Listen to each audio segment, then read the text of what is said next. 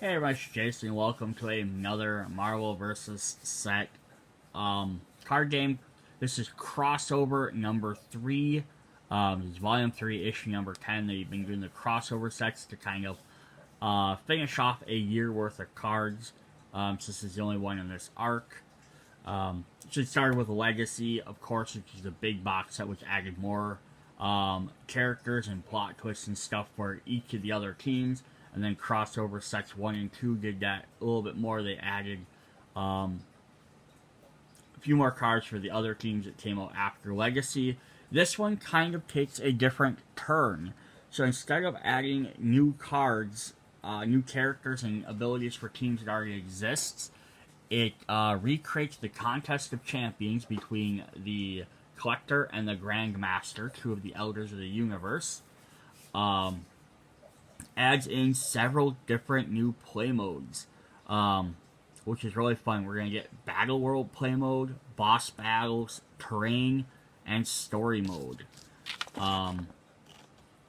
And some of these can be mixed and matched together, and some of them can be used with other characters, and then they're going to expand upon these concepts in other decks and other sets as they go along.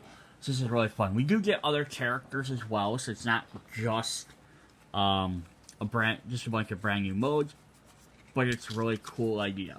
So if you're just looking for something to expand your gameplay other than just more character cards, this is a great set to pick up. So that's what it says on the side. The annual wrap-up is here to close the books on Volume 3. It's much content that we could fit into a small box. Full of new play modes, mechanics, and characters. Fight your way across Battleworld with an all-new terrain that will put skills to the test and make your deck the best. So we're still getting our regular 55 cards. But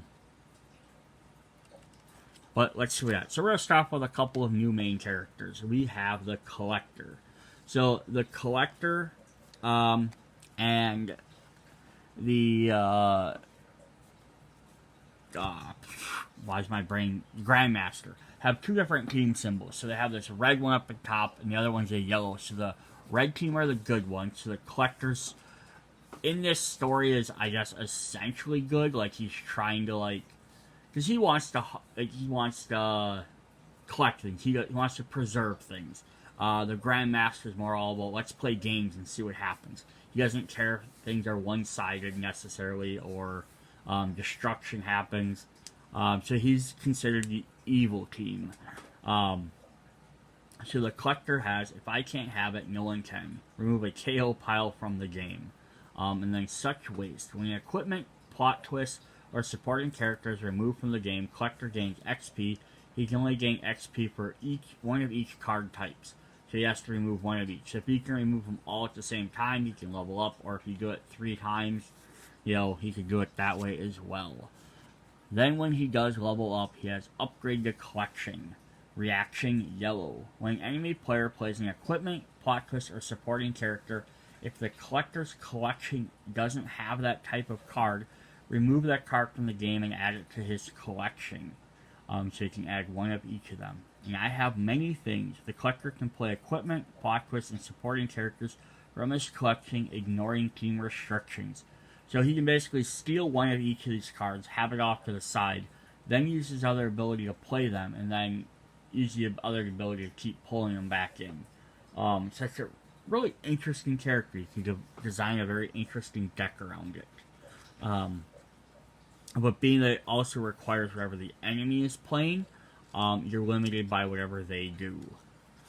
Alright, then he does have a second player on that side, which is the Maestro, which is a future Hulk, who has Summoner. Build your deck, or search your deck for a red team supporting character and reveal it. Put it into your hand. You have been summoned. When you recruit your first character each turn, if you spend all your recruit points from this turn on it, the Maestro gains that many XP. So you want to keep spending all your points as soon as you can. Then he does level up. He loses that team affiliation because he kind of goes rogue. He has Battle Weapon of an Army of Champions. Search your deck for an equipment and reveal it. play it for free on the Maestro, ignoring team restrictions. At the start of your next turn, shuffle it into its owner's deck. God King of Battleworld. When the Isosphere is equipped to a Maestro, it can't be KO'd or unequipped from him, and it loses You Gotta Want It More. So the Isosphere is, see if I can find it, is a special equipment. That's what this symbol is based off of. So the top half is half of the Isosphere, and the yellow half is the red's one half, the yellow's the other half. And the idea of the Contest of Champions is they pick a bunch of superheroes and they have them fight. And then this particular story is based off the Contest of Champions. It's essentially 3. Also kind of based off the tablet game. It's a mixture of both. And then the sort of like the Battleworld from Secret Wars. It's kind of an oddball of everything. But yeah, they compete to see which side would win. I have my people, you have your people. This is a one-of-a-kind Infinity item. Infinity means whatever hits a KO pile or removed from game, it goes back into the deck. It says you gotta want it more. At the start of your turn, start a Battle of Wills for Isosphere. Infused with the power Primordial. The equipped character has +1/+1 for each resource on your side. So, if Maestro gets a hold of this, it can't be KO'd or unequipped from him, and it loses You Gotta Want It More. So you don't have to start the Battle of Wills. So he just gains the +1/+1 for each equipped thing. What is the Battle of Wills, you ask? Let me see if I can find the text that says what it is, because it's a big special thing. Alright, Battle of Wills requires characters to bid how many power symbols they'll pay to take control of the Isosphere. It works like this. An equipped character starts bidding they can start at 0. Next player either chooses a face-up character on the side to bid a higher number, or passes. If they pass, they're out. Then the next player goes, and so on, until all but one player passes.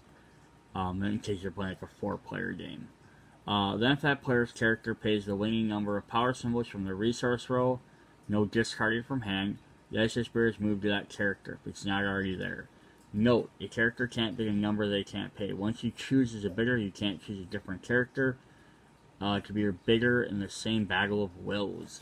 So, it's kind of a neat thing. You can choose back and forth who can try and get it, but you have to pay your symbols. So as you go on later and later in the game, it's going to be harder to take control of this. Interesting little card.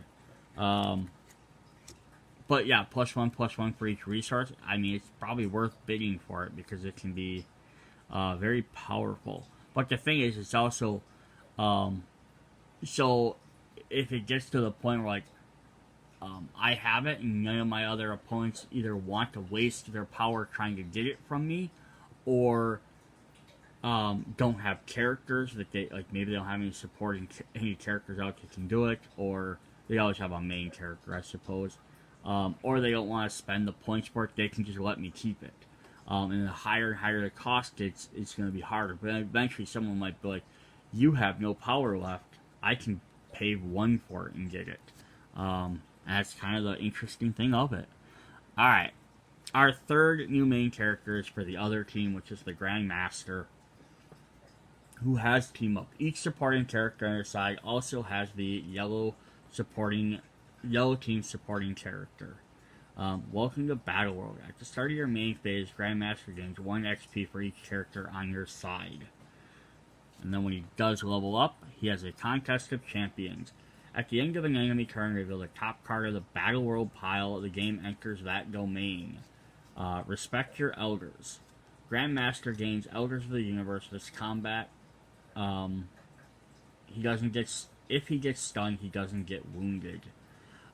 So the Battleworld Domain are special type of. They look like locations, which are called Battleworld and then Domains. And they have special abilities, and there's actually a special mode you can.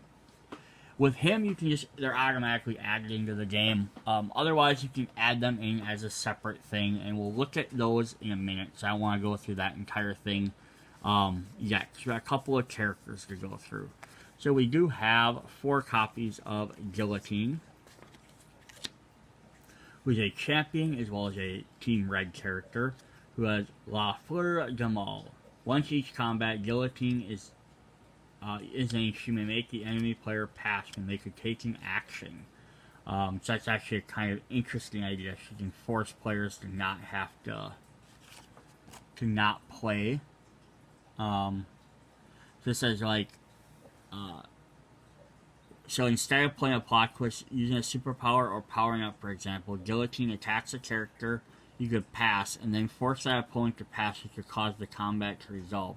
Or you could take your action and then cause your opponent to pack and then take another action before they get to action. Because you have to have 2 passes in a row to end a combat. So essentially, she attacks, she could be like, I'm going to pass, I don't want to play anything on, I'm winning, my 7 attack can take out your 3 cost guy, I don't want to risk you're going to play something. You can force your opponent to pass and they can't play any cards.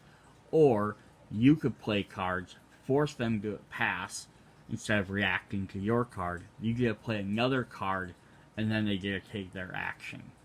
But you can only do it once, so you have to be careful. Our next red team characters, we have 4 copies of Night Thrasher.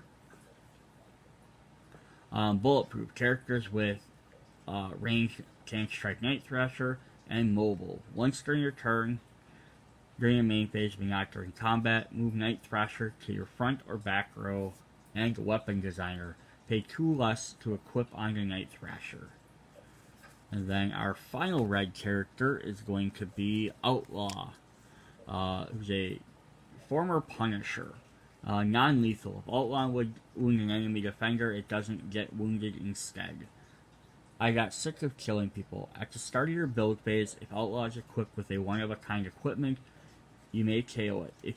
If you do, characters can't attack until the start of your next turn.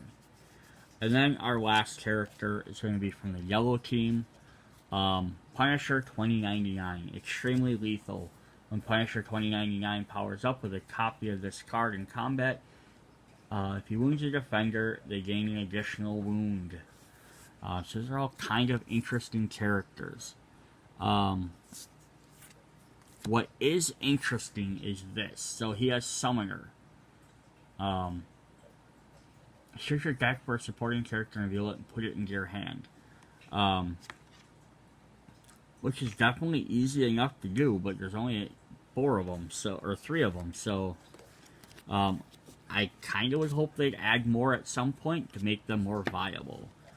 Alright, we're going to start looking at a couple of the different things. So first up, we have domains, which we slightly talked about. So this is the Battleworld theme. So Battleworld is a patchwork of planets created by various cosmic entities over the year with various lands, or domains on it. There are 12 in this issue, and there are other sets that will add more. To shuffle 12 different random Battleworld domains, place them face down in a pile between the players. Do the same with a set of the 10 terrain city cards. 1 domain uses them. So if you're not using that domain, so if you have a different one, you could take that out and not have to use the city cards. Otherwise, you'd have to have them for that. This is a 2-player mode. I'm sure you could adapt it to 4 players, but you might have to have more terrain or domains for it. It says when a defending main character gets wounded, reveal the top Battleworld domain. The game enters this domain, meaning effects are now applicable. The game stays in that domain until the next time a defending main character gets wounded. That leaves that domain, and then they enter the next one. Games can only be in 1 domain at a time. If the domain pile ever runs out, shuffle the discard pile and make a new one. Domains aren't in play and can't be affected by cards. This mixes with story mode and the terrain cards. Yeah,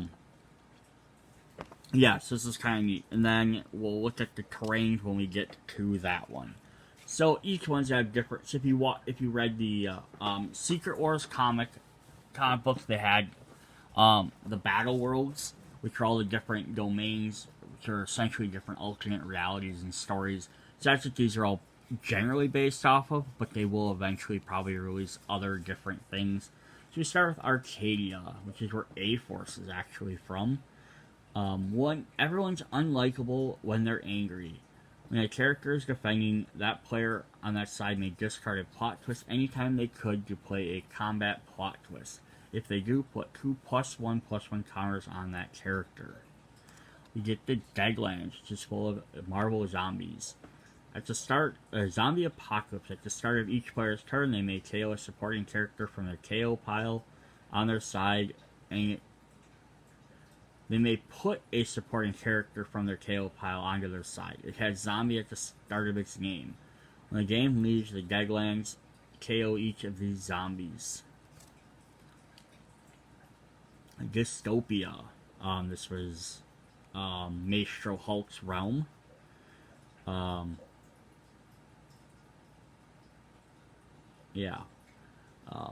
Wishing Well. At the start of each player's build phase, they may put a card from their hand at the bottom of their deck.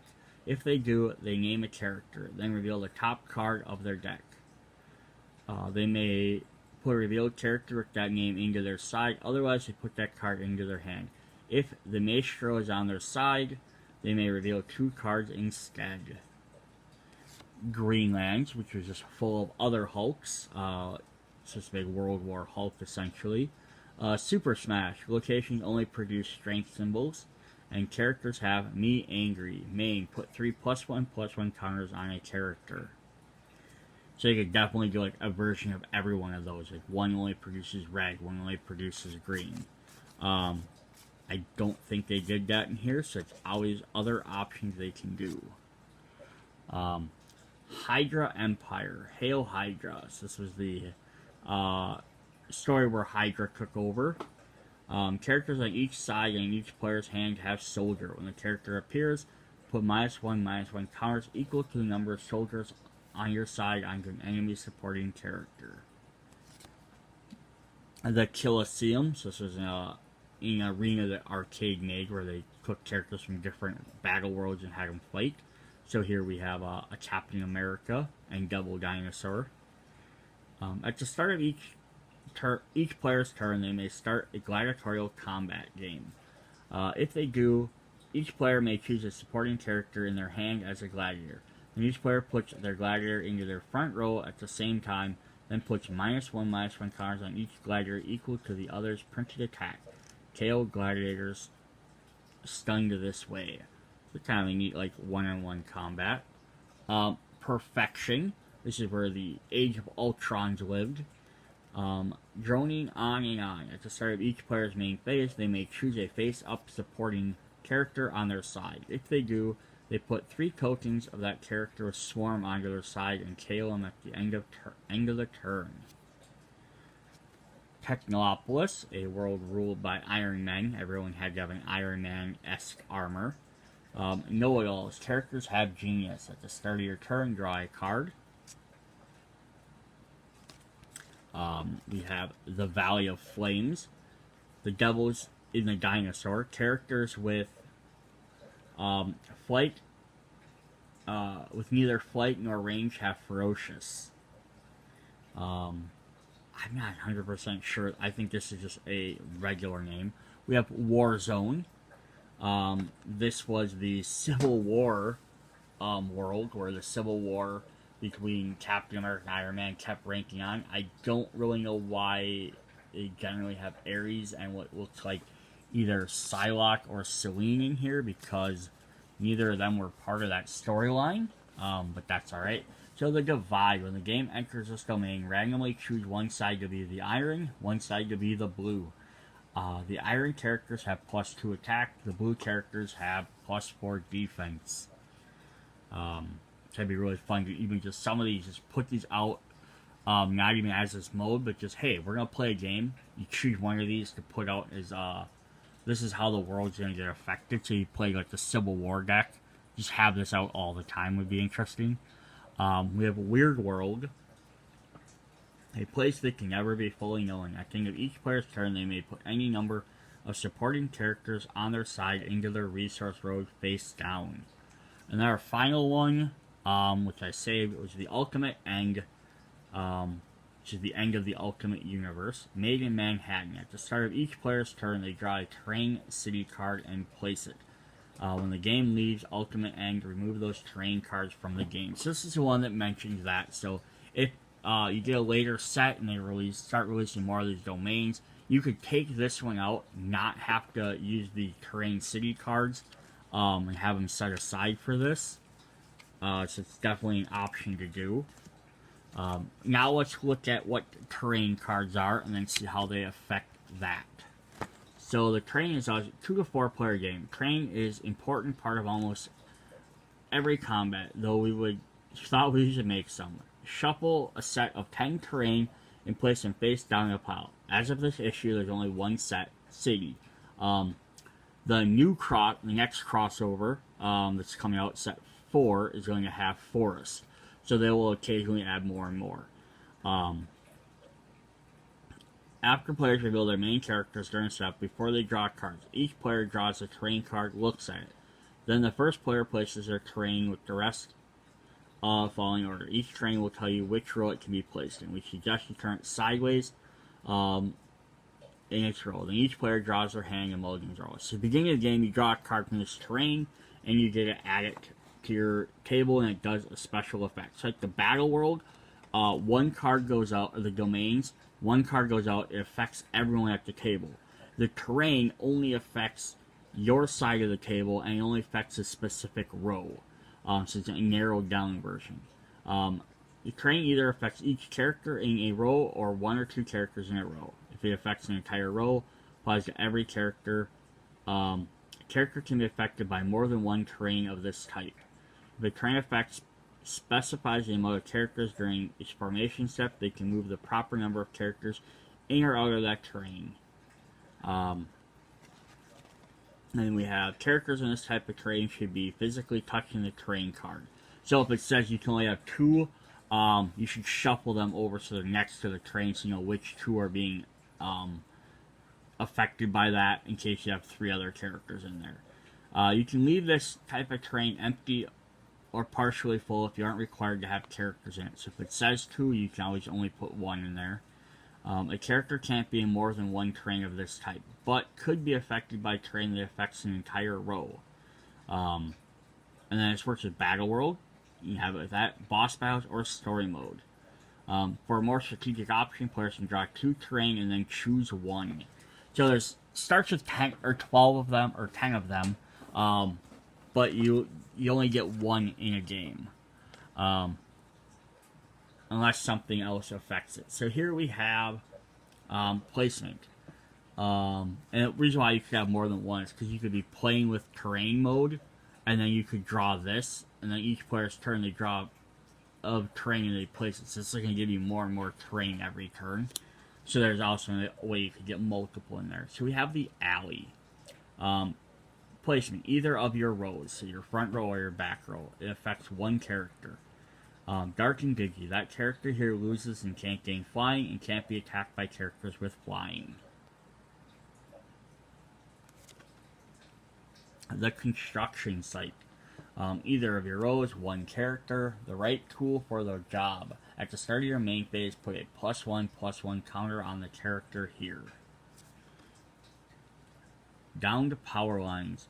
Enemy front row. So this is kind of fun. So you can put it on the enemy side. This is also where something could affect multiple characters.